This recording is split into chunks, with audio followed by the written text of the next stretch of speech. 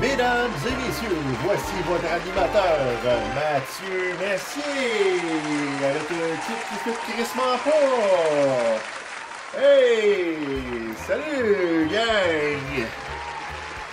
Salut tout le monde, c'est votre Merm, et bienvenue à ce nouvel épisode du Mermcast, le podcast de Mermy. Je suis Mermy, et aujourd'hui, on répond, gang, à vos opinions controversées et impopulaires sur la franchise Zelda.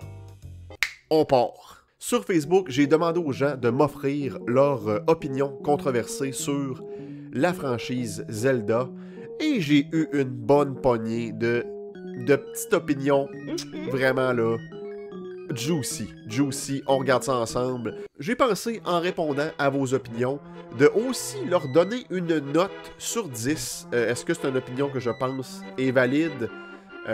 Plus c'est valide, c'est un 10, et de moins en moins valide, c'est un 1.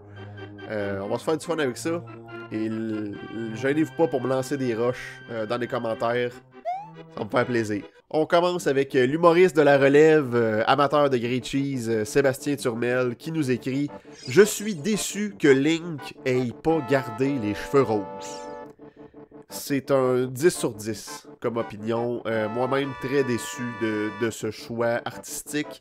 Les cheveux roses, ça y allait tellement bien. C'était tellement unique en son genre.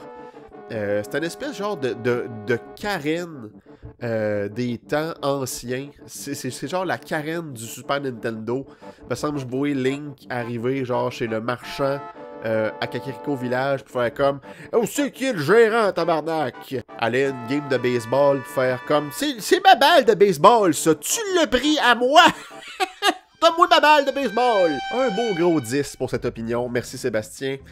Frédéric Duval nous écrit « Link's Awakening, c'est de la grosse job botchée.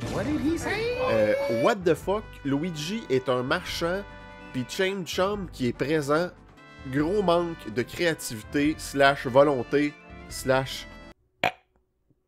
effort. » Ça coûtait un peu le vomi, ça. Un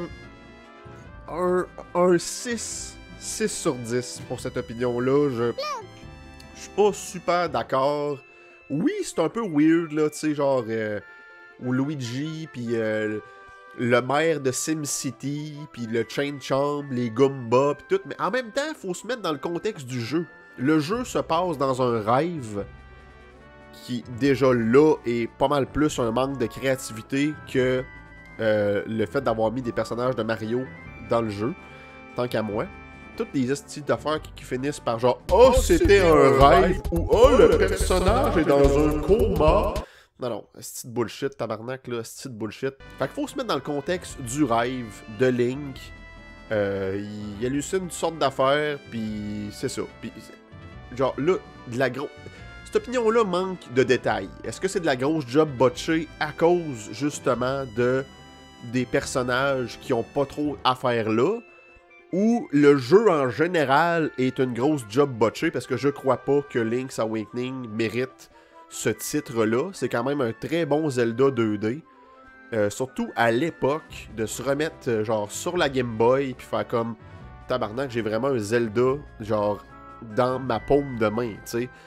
Fait que non, un 5 sur 10 pour cette opinion-là, Fred. Tu peux crissement trouver mieux que ça. Gros manque de créativité, / volonté, / effort de ta part, Fred. On voit tes couilles, hein?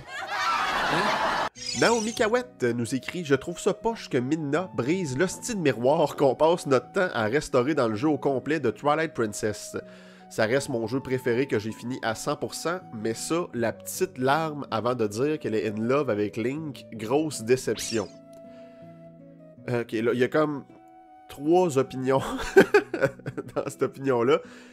Oui, mais en fait, moi je trouve que ça sert un peu l'histoire, genre c'est comme... Asti, faudrait que je me remémore comment que ça se passe. Ça fait un bout, j'ai pas fini Twilight Princess. Fait que pour vrai, je vais donner un 7 sur 10 à cette opinion-là parce que je me souviens pas exactement comment que ça finit. Mais si elle brise l'hostie de miroir, il y a une raison. Je suppose que c'est juste pour pas que le monde de Twilight refasse surface encore une fois. Fait qu'elle fait juste comme briser le miroir, that's it. Mais c'est ça, j'ai pas d'opinion plus que ça.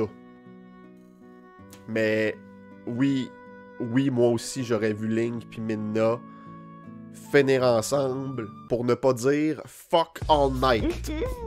Ça, c'est mon opinion. Mais là, on entre dans un autre sujet. C'est un jeu de Nintendo, pas un vidéo sur Pornhub. Matt, get on with yourself. Mais oui, c'est sûr que Midna allait tomber en amour avec Link. Hostie, l'as-tu vu? L'as-tu regardé dans Twilight Princess? Chris de bombe sexuelle, ce gars-là, tabarnak. Mais, puis même Midna dans sa forme, genre semi-humaine. Tabarnak! Ce cristal de Star Fox Adventure peut aller se rhabiller, tabarnak. What the fuck?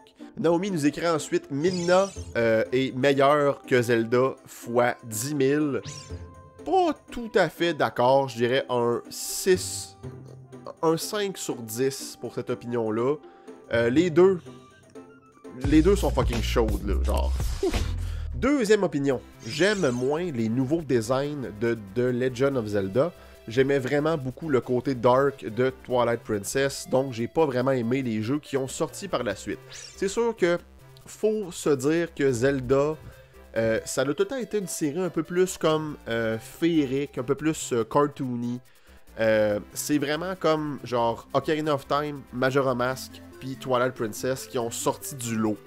Si on regarde ça en général, là, Zelda, c'est une série cartoony, féerique, avec des graphismes colorés qui pop.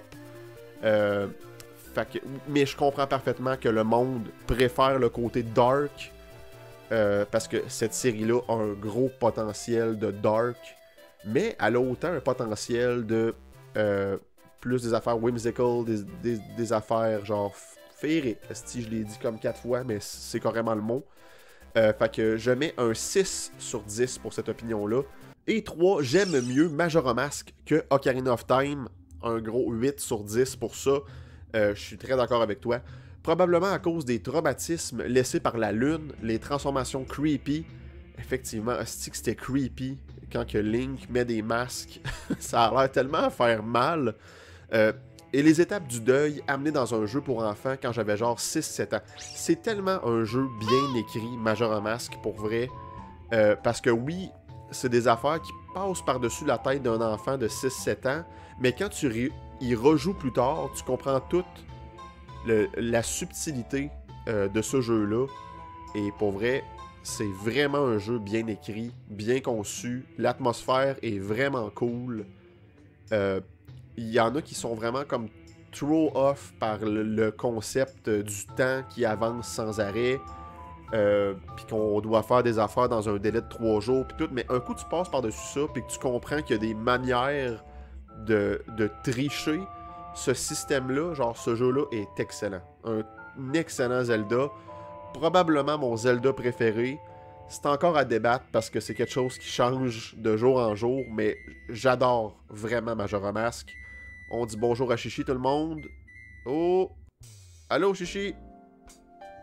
Allô Chichi? Est-ce que tu as une opinion controversée sur Zelda?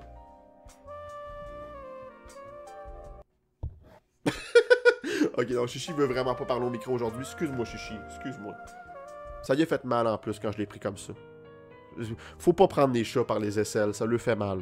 Je m'excuse, Chichi. Est-ce que tu me pardonnes? Toi, t'as juste faim. Gros plan sur son cul, let's go! Bubu Landry, salut Bubu. J'espère que tu vas bien, mon homme. Nous écrit les Oracles, qui sont Oracle of Ages et Season sur la Game Boy Couleur. La Game Boy Couleur, je viens vraiment de dire ça. La Game Boy Color. La Game Boy Couleur. Hostie, c'est pas un Coleman, tabarnak, là. Tu peux pas mettre un hostie genre de... Tu peux pas mettre une caisse de 12, hostie, pis du jus, pis tes sandwichs pas de croûte, hostie. C'est pas un cooler, câlisse. Game Boy... Suis-je saut? Ok, bon. Revenons à nos moutons. Les Oracles sur Game Boy Color sont les pires Zelda. C'est les pires Zelda. Je suis pas d'accord avec ça. Je mettrais un 7 sur 10 pour cette opinion-là. Je suis 6. 6 sur 10. Ça là, c'est mérite, mais c'est pas bon. Pas les jeux, l'opinion. C'est ça que je veux dire. Merci d'être là pour le Murmcast, tout le monde. Oui, c'est pas des jeux extraordinaires, mais c'est des jeux quand même très bien conçus. Le level design est quand même plutôt tight. Les premiers donjons des deux jeux sont vraiment le fun, vraiment excellents. Plus ça va, plus c'est compliqué, puis... mais bon, j'ai fini Ages quand j'étais petit, avec l'aide de mon père, bien sûr. On jouait comme ça à même save, là, en tout cas. Puis j'ai quand même des bons souvenirs avec Ages.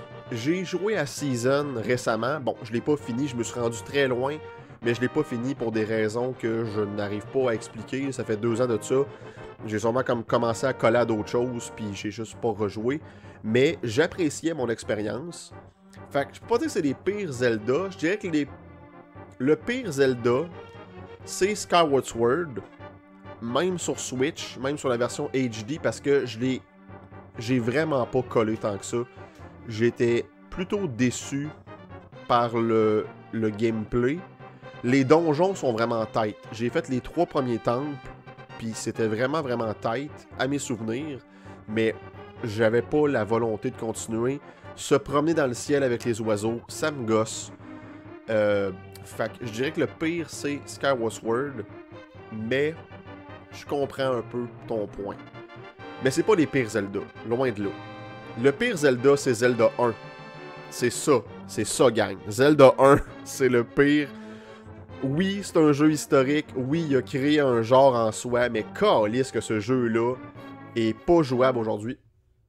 Ça va, chichi? Hein? Mais ouais, Zelda 1 est très difficilement jouable aujourd'hui, pour vrai, ça l'a très mal vieilli. Fait que moi, mon opinion, c'est que Zelda 1 et Skyward Sword, c'est les pires Zelda. Et ensuite, il nous écrit Zelda 2, c'est bon en tabarnak. Oui et re-oui. Calisse que ce jeu-là est underrated. Ça, c'est un 9 sur 10 comme opinion. Très d'accord avec toi.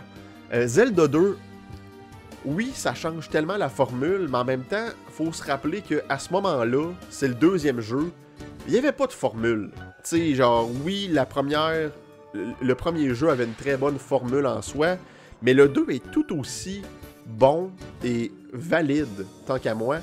Les combats sont vraiment le fun. Un coup que tu masters le combat d'épée, genre, c'est vraiment plaisant. Oui, le jeu est cheap à certains moments parce que, c'est des affaires vraiment comme très comme secrets et cachés et cryptiques dans ce jeu-là, mais jouer avec un émulateur, jouer avec les save states, jouer avec un walkthrough pour vous indiquer où aller, quoi faire ensuite. Vous allez voir, ce jeu-là est vraiment plaisant. Moi puis Fred Mador de PGM, que je peux encore dire que c'est Fred de PGM, même si on est clairement pas rendu là. Oh, c'est une colisse de jeu de cave! Ah, mais arrête de jouer si t'es pas content. On peut tous s'en retourner chez nous si tu veux. C'est quoi ça, Frédéric là? C'est quoi ça? Ça c'est un call de moment. On est clairement plus là dans notre vie. Mais Fred puis moi, on joue régulièrement ensemble à Zelda 2 et on passe tout le temps des beaux moments. C'est un très bon jeu. Et j'aimerais ça que Nintendo ressorte cette formule-là, la mette au goût du jour. Et pour vrai, ça pourrait être vraiment plaisant de revoir un type de Zelda dans ce style-là, avec des mécaniques modernes. Genre, ça pourrait être vraiment nice. Je vous mets sur le coup, Nintendo. Let's go. Encore Fred Duval avec ses hosties d'opinion de marde, qui nous dit... Le jeu multijoueur qui venait avec Zelda Phantom Hourglass est dans mes meilleurs souvenirs de Zelda ever. Ben écoute Fred, je vais te mettre un gros 8 sur 10.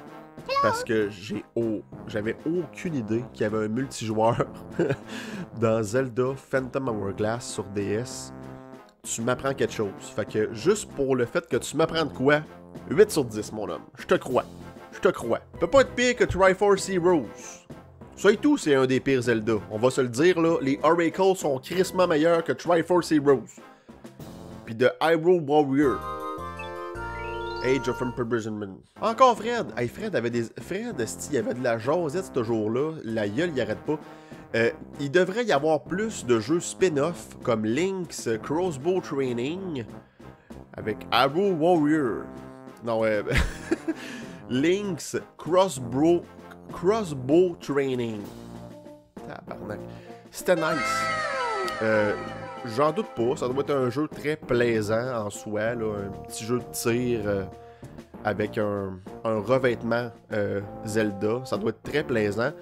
Bon, je suis pas sûr à 100% qu'il devrait y avoir tant de jeux spin-off que ça. On a eu ça, on a eu les jeux de Tingle qui sont sortis juste au Japon, puis genre... Sais-tu quoi, Fred? Sais-tu quoi? Je reprends mon opinion, puis oui, il devrait y avoir plus de jeux spin-off de Zelda. Excusez-moi. Parce qu'on a un gros potentiel avec cette franchise-là, on va se l'admettre. Il y a tellement de personnages qui pourraient faire un spin-off. On pourrait avoir un spin-off du facteur. Yeah! Tu sais, on court, on va porter des lettres. Un peu à la Paperboy. Ça pourrait être drôle. On pourrait avoir un spin-off que on est des gorons, genre, là, ok? On est des gorons, là, pis, genre, le but du jeu, là, c'est détruire les niveaux, pis puncher des murs pour aller manger des roches de Dodongo. Pis, genre, t'aurais une petite fille sur ton épaule, là, une petite fille qui a pas tant rapport, genre, avec le jeu, pis elle, son trip, c'est de chanter des chansons. Pis, genre, le but, c'est comme de rentrer dans la planète puis aller au cœur de la planète pour exaucer ton vœu. Parce qu'il y a une grosse roche de Dodongo dans le fond de la planète. Puis là, il y aurait comme des méchants petits singes qui, de temps en temps, viendraient comme te mettre des bâtons dans les roues. Pensez à ça, Nintendo. On pourrait appeler ça...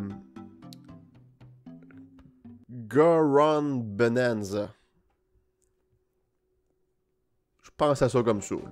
Fred Duval encore nous écrit. C'est-tu son dernier, là? Parce que, non, il y en a un autre après. Ok, Fred Duval nous écrit les jeux Hyrule Warriors. Asti, je l'ai eu comme du monde. C'est bon pendant 5 minutes, après ça, hop, dans la poubelle. Et Cédric Duquette nous répond 100%. Je suis d'accord. Oui et non. Je vais mettre un 6 sur 10 pour cette opinion-là. Ça a son public, les Hyrule Warriors. C'est un jeu où tu mets ton cerveau à off. Puis c'est quand même plaisant de hack and slash dans un tas d'ennemis. Puis j'avais acheté Hyrule Warrior Definitive Edition sur Switch 1.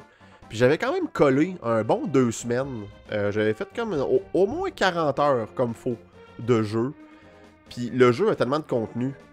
Fait que pour vrai, ça a sa place. Mais je comprends que certaines personnes vont être comme genre... Je m'en calisse de Hyrule Warrior, Age of Imprisonment. Puis genre, hop à la poubelle après 5 minutes. Je comprends parfaitement. Fait que, opinion valide pour certaines personnes. Je suis pas d'accord. Ça a sa place. Puis c'est quand même nice comme type de jeu.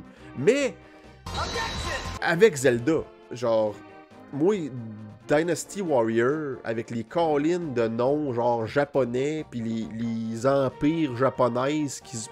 Je m'en calisse. Genre, ça m'interpelle pas. Mais tu me donnes la chance d'être un petit Korok full cute qui tue des armées de méchants sans scrupules. Genre, je suis all-in. Ça va être vraiment cool. Bon, je pense pas me l'acheter, mais quand même. Et j'aime calissement l'opinion qui suit celle-là de William Mendoza. Je sais pas si on dit ça comme du monde. Si j'ai pas dit ça comme du monde, tu m'excuseras, William. Qui écrit « Les Hyrule Warriors, c'est les seuls Zelda que j'ai vraiment appréciés. » Bon. Un 7 sur 10 pour cette opinion-là. Parce que, cool, t'as apprécié de quoi de la franchise Zelda. T'as apprécié l'univers d'Hyrule avec ces jeux-là. C'est parfait. Si pour toi, les jeux d'aventure... de type comme puzzle, c'est pas pour toi, c'est chill, mais Hyrule Warriors, c'est pas un jeu de Zelda. C'est pour ça que je mets ton opinion un peu plus bas, avec un 6 sur 10, parce que c'est pas un Zelda.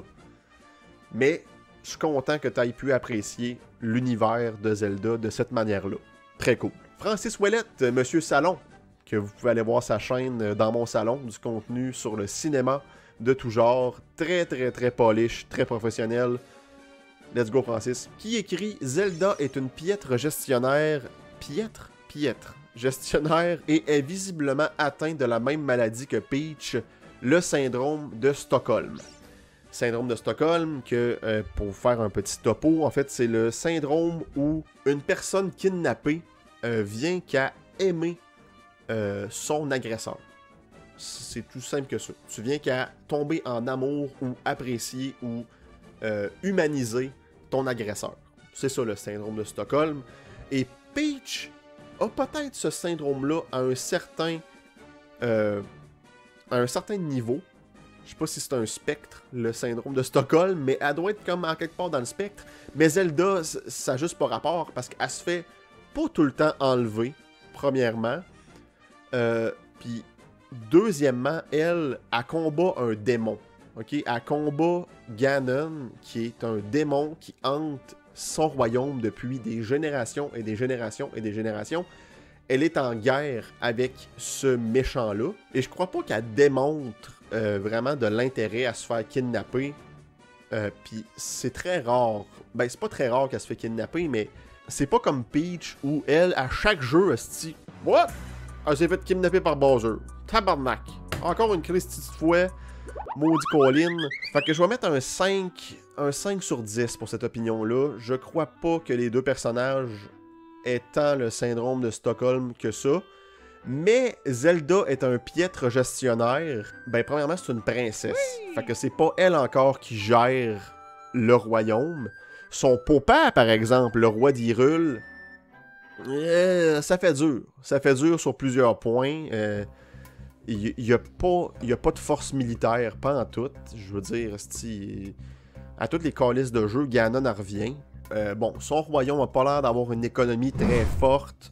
La densité de population est vraiment pas bonne. Le vieillissement de la population. Il n'y a pas beaucoup de jeunes dans Hyrule. Là, la croissance de la population est pas très bonne. Je suppose que son niveau de GES est très élevé. Mais au moins, il n'a pas créé sa clique. Fait que là-dessus, j'y donne ça. Ok, Fred Duval, pour encore une autre opinion. C'est la 4e sur 22. C'est ce que tu mérites, Fred, pour être aussi bavard. Fred écrit « Le Water Temple de Ocarina of Time est pas si dur que ça. » Effectivement, c'est pas un temple si dur que ça. C'est juste qu'il y a de l'air complexe quand tu rentres dedans. Parce que tout est comme ouvert. C'est pas tant une ligne droite, c'est comme t'arrives à une place centrale et t'as plein de portes sur plein d'étages. Fait que ça a de l'air tellement overwhelming comme temple. Mais pour vrai, il est assez linéaire quand que tu sais où aller. Puis il y a un puzzle qui complique vraiment les choses. C'est qu'il faut que tu catches que dans le pilier central, tu peux faire lever le niveau de l'eau. Et en levant le niveau de l'eau, tu fais lever un bloc qui flotte et tu peux aller en dessous de la tour centrale. C'est le seul puzzle que quand j'ai fait vraiment le jeu toute seule comme un grand, avec une certaine maturité, j'ai eu de la misère à catcher. C'est la seule affaire. Sinon, très bon temple de Zelda. Oh yeah. Le monde l'ont un peu comme vilainisé, ce temple-là, parce qu'il est vraiment pas si pire que ça. Le pacing est cool, la musique est vraiment cool. Le combat avec Dark Link dans la pièce brumeuse, là, très très nice. Le boss, c'est pas mal le point faible du temple. Mais sinon, très bon temple de Zelda, pas si dur que ça. Un 8.5 sur 10 pour cette opinion. Pierre-Luc Espantoso, encore une fois, je m'excuse si je dis pas ça comme du monde, qui était le charmant jeune homme qui m'a recruté pour les accros des jeux à l'époque. Donc, salut PL, j'espère que tu vas bien. Tu nous écris « Pourquoi 3 timelines? C'est quoi cette prétentieuse lore de Legend of Zelda s'ils sont des incarnations différentes à 2-3 jeux près à chaque fois? Pourquoi stupidement compliquer les choses pour rien? » Effectivement, je suis très d'accord avec toi. Les timelines, ça fait pas vraiment de sens. Bubu Landry ensuite répond « Parce que les fans ont absolument besoin de savoir à quel jeu jouer en premier et lequel faire ensuite. Sinon, ils ont peur de rien comprendre à l'histoire. » Alors que chaque histoire était aucunement liée avant que Nintendo poste une photo de timeline uniquement créée pour permettre aux fans de se branler. Tabarnak. Mais t'as des exceptions comme Ocarina et Majora's Mask qui sont liés, Breath of the Wild, Tears of the Kingdom qui sont vraiment des suites directes à l'autre jeu. Mais oui, pour vrai, je suis d'accord. Je suis d'accord avec toi. Les 3 timelines, ça fait pas vraiment de sens. Surtout là, pourquoi Ocarina of Time est le point fort de la timeline où ça split en 3? Pourquoi? Pourquoi pas Minish Cap au début de la timeline? Si le héros meurt dans Minish Cap, ça crée cette timeline-là. Si le méchant est pas beaté, ça fait cette... Pourquoi c'est Ocarina of Time qui a décidé que la timeline se splitait en 3? Pourquoi accorder tellement d'importance à ce jeu-là sur la timeline? Ça fait pas de bon sens. Puis moi, dans ma tête, les Legend of Zelda, c'est des légendes, justement. Moi, je vois ça comme si quelqu'un racontait à son petit-fils, genre, je vais te conter la légende de Zelda Minish Cap. Puis, tu sais, une légende au travers des générations, ça change, ça l'évolue. C'est comme du bouche à oreille, les histoires changent, évoluent. Et moi, je vois ça comme ça. C'est comme chaque jeu est un peu comme la même histoire, mais contée par quelqu'un de différent, contée par quelqu'un qui voit les choses différemment. Fait que la timeline, je la prends pas tellement au sérieux, surtout à cause du fait qu'il y a 3 timelines splittées.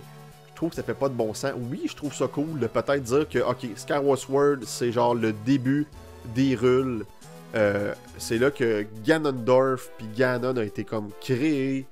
Après ça, on a Minish Cap. Après, tu sais, ok, je peux comprendre que c'est cool, ça fait du sens quand même. Mais là, les 3 timelines splittées à Ocarina of Time, je suis comme, pourquoi? Pourquoi? Ça fait crissement pas de bon sens.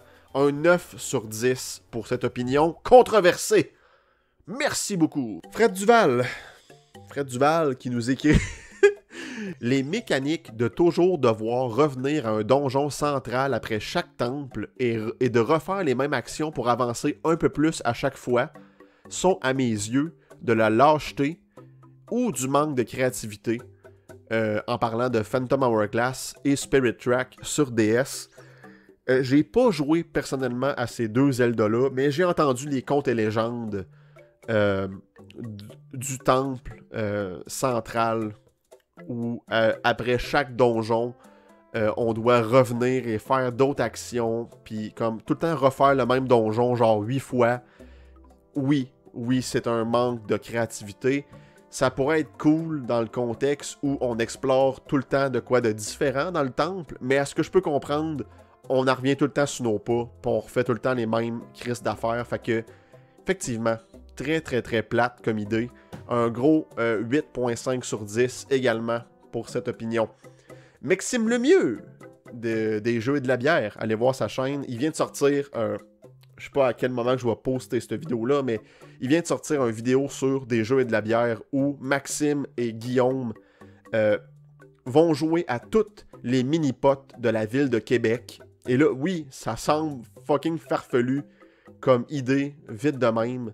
Mais pour vrai, la vidéo est vraiment, vraiment nice. Je vous invite fortement à aller écouter la vidéo de mini-pot de des Jeux et de la bière. C'était un vrai petit délice.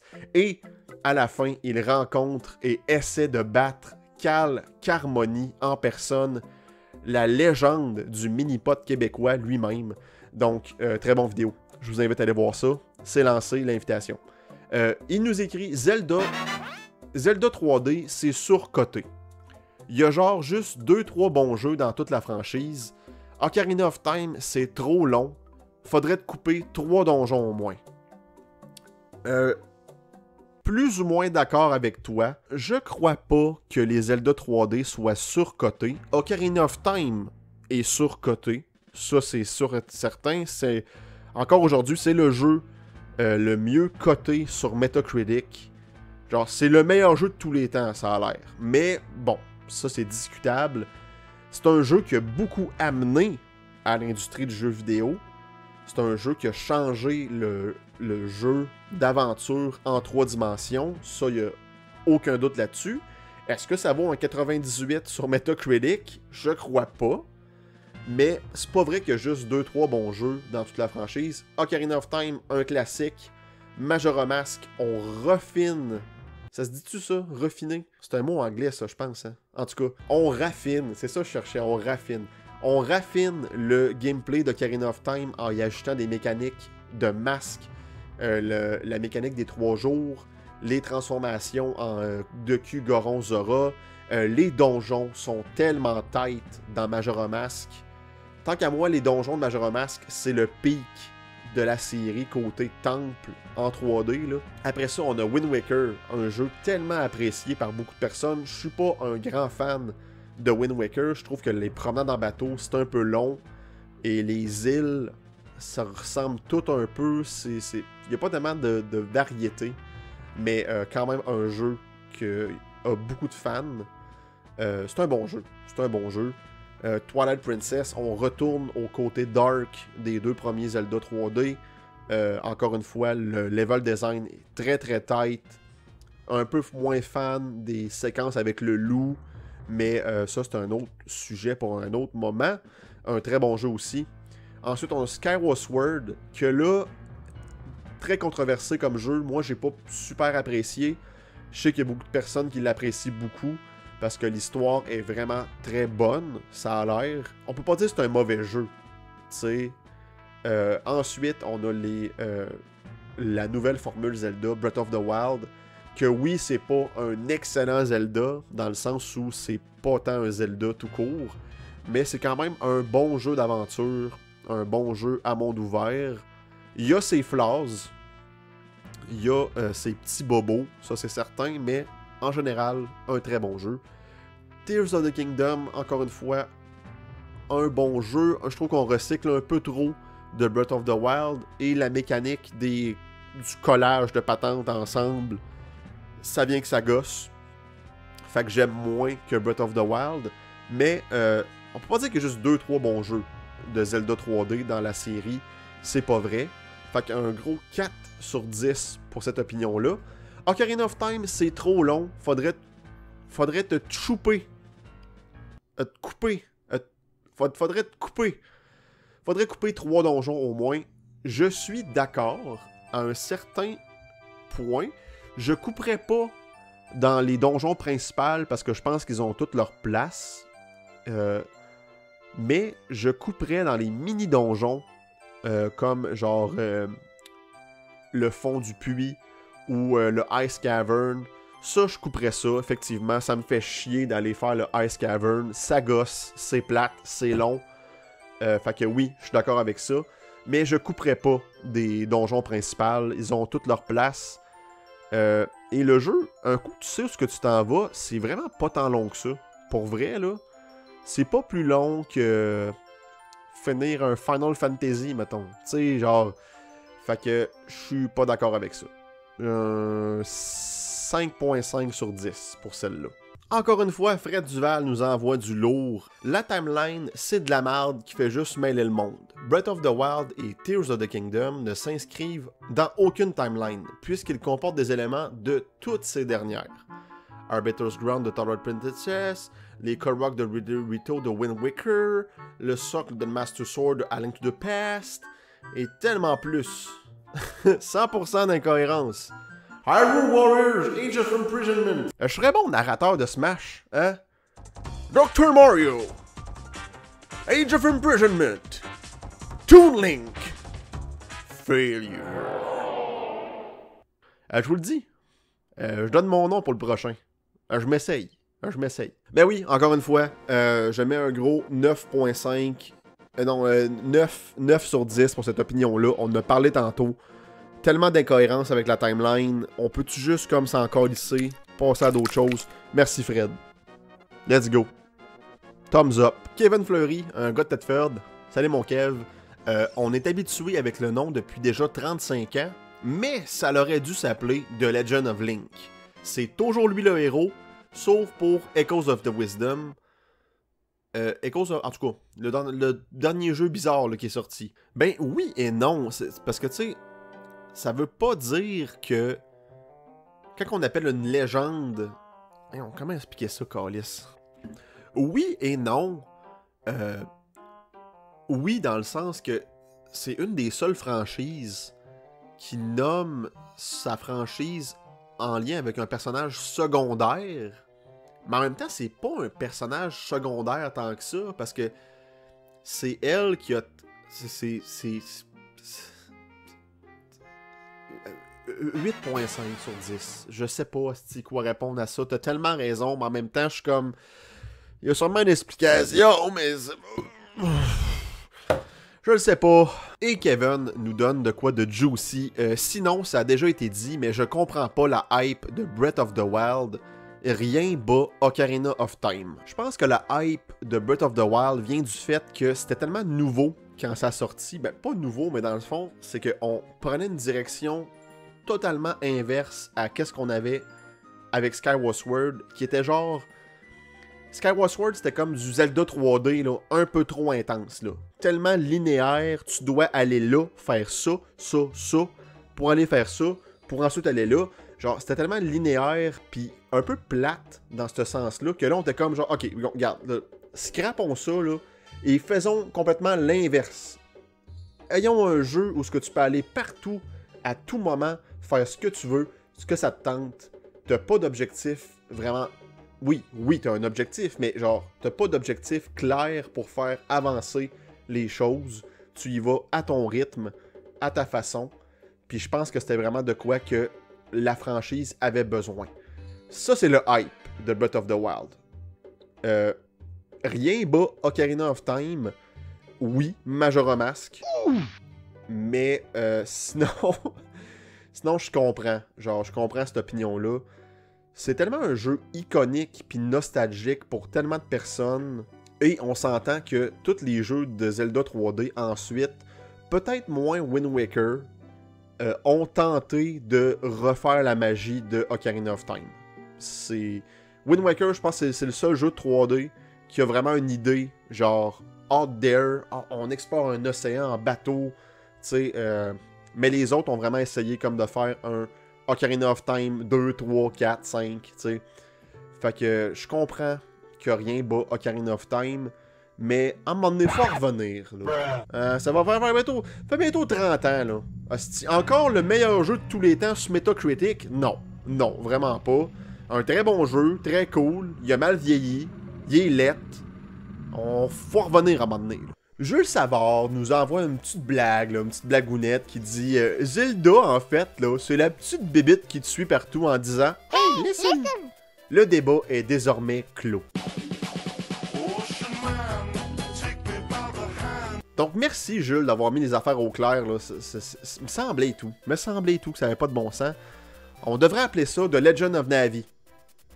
Dès maintenant. Lily Marquis nous écrit Link Cartoon est le meilleur Link car il est très coloré, expressif, il est le plus humain avec ses mimiques comme quand il quitte son île. Et moi, juste pour être sûr, j'avais répondu, juste pour être sûr, est-ce qu'on parle ici de Link Excuse Me Princess du dessin animé, de Link My Boy CDI ou de Toon Link de Wind Waker? Et on m'a confirmé que c'était Toon Link. Là, je suis certain de mon coup. Oui, c'est le meilleur Link. C'est le Link le plus attachant, sans aucun doute, parce que comme tu dis, il est tellement expressif, il est le fun, il est coloré, mais j'aime moins le côté plus bébé de Wind Waker. Fait que je crois pas que c'est le meilleur Link. Tant qu'à moi, le meilleur Link, c'est lui de Zelda 2. Et Zelda 1 par défaut. Parce que Zelda 2, ça torche des culs. Ben non, c'est pas vrai. Moi, tant qu'à moi, le meilleur Link, c'est lui de Ocarina of Time, Majora Mask, et qu'il revient dans Twilight Princess en tant que coach du Link de Twilight Princess. Je trouve ça calissement nice. Fait que c'est mon préféré. Est-ce que c'est le meilleur? Là, c'est vraiment objectif. Non, subjectif, excusez. Fait que je pense que le premier Zelda que tu as joué, ça va être ton meilleur Link, tout court. Mais on peut-tu parler de Link avec les cheveux roses? Tu sais, Sébastien Turmel l'a dit, là, il aurait dû garder les cheveux roses. Là, Chris, Toon Link, ok, mais Chris, il y a pas de cheveux roses. Mais-y, cheveux roses. Luduc nous écrit, ok, un autre hot take, les Deku Nuts, personne s'en sert, c'est pas vrai. Moi, je m'en sers dans plein d'occasions, c'est vraiment un item plus utile qu'on pense. Tu peux stun tellement d'ennemis avec ça. Tu peux stun le boss de la fin avec ça. Moi, je m'en sers. Fait que, fuck you. Un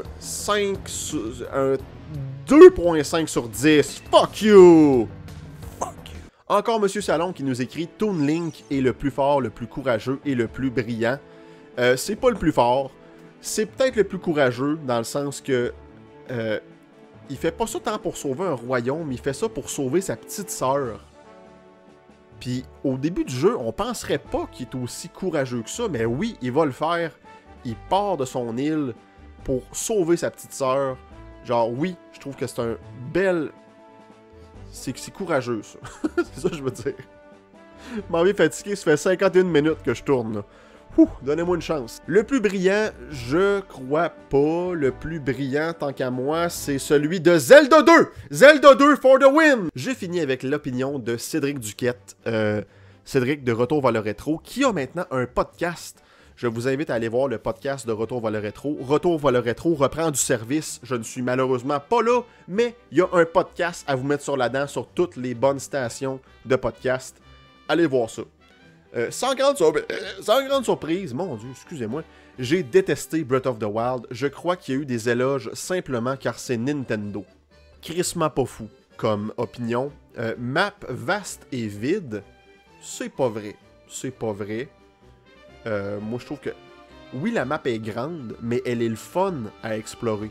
Je me sens bien en explorant ce monde-là. C'est le fun, j'aime ça, me promener, grimper des montagnes, découvrir des choses. Je crois pas que c'est une mauvaise map. Elle est un peu vide, oui, mais c'est pas une mauvaise map. Donjon limité et sans grand intérêt. Quand que j'ai rejoué à Breath of the Wild cet été, vous pouvez aller voir mon vidéo sur mon addiction gaming que j'ai conquéri avec Breath of the Wild. J'en parle un petit peu plus en profondeur, je crois. Mais les donjons m'ont vraiment moins déplu que quand j'ai joué pour la première fois en 2017. Parce qu'on dirait que je savais à quoi m'attendre. Puis je les ai pris pour qu'est-ce qu'ils sont. Et j'ai eu plus de fun que je pensais en avoir. Le sans grand intérêt, je comprends dans le sens que c'est toute la même ambiance, c'est tous les mêmes décors, mais je suis plus ou moins d'accord avec ça. Fait que map vide et vaste, je mets un 4.5 sur 10. Donjon limité, sans grand intérêt, un 5.5. Histoire de surface, effectivement, mais en même temps, genre, on a du temps besoin d'une histoire pour ce jeu-là. Le but du jeu, c'était d'explorer et de faire ce qu'on voulait quand on voulait. Fait que je pense que l'histoire est juste parfaite pour qu'est-ce qu'on a à faire dans le jeu. Fait que je mettrais un 4.5 sur 10 pour cette opinion-là. Bestiaire limité, un 8 sur 10. Effectivement, c'est un des gros défauts du jeu. Les combats sont assez restreints parce qu'il n'y a pas tant d'ennemis différents à combattre. Puis les boss se répètent partout dans la map. Donc oui, 8 sur 10 pour celle-là. Quête secondaire générique, effectivement, j'ai pas collé sur les quêtes secondaires tant que ça. Ils donnent pas rien d'intéressant ben. Les quêtes de DLC donnent des choses intéressantes, mais encore là, c'est des DLC. Fait que je mets un 8 sur 10 aussi pour cette opinion-là. Si c'était EA qui avait sorti ça, on aurait été clairement moins indulgent.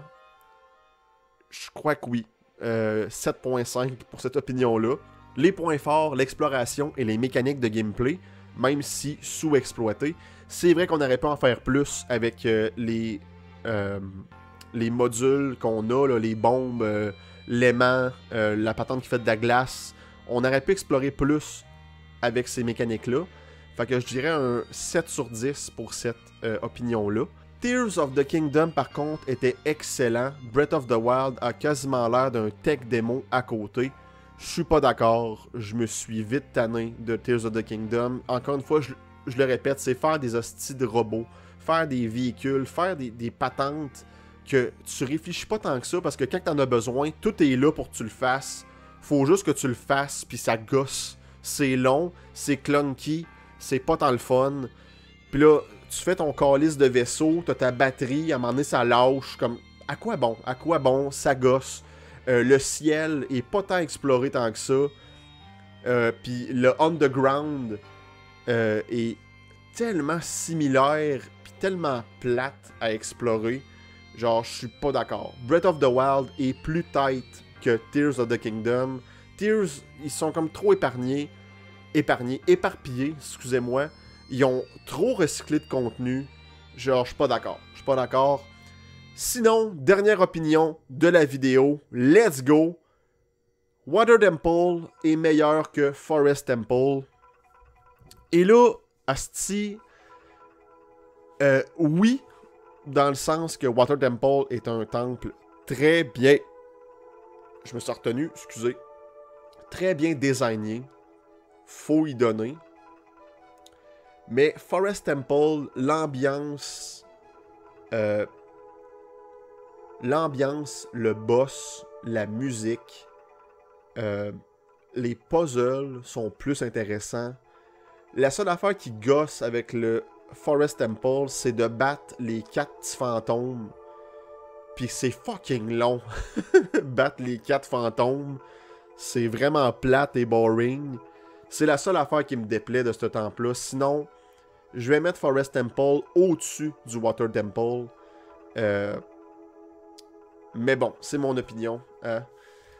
Hey, merci gang d'avoir été là pour cette quasiment 1 heure d'opinion controversée sur Zelda. Je pensais jamais faire la vidéo, ça fait 2 mois que je vous ai posé la question. Mais merci à tous ceux qui ont donné une opinion. Quelle est votre opinion controversée sur la légende de Zelda? Et je lance déjà le prochain débat. J'ai besoin de vos opinions controversées sur la Switch 2. Ça sera le prochain vidéo de ce type. Merci beaucoup d'avoir été là tout le monde. Et on se dit à la prochaine. Ciao!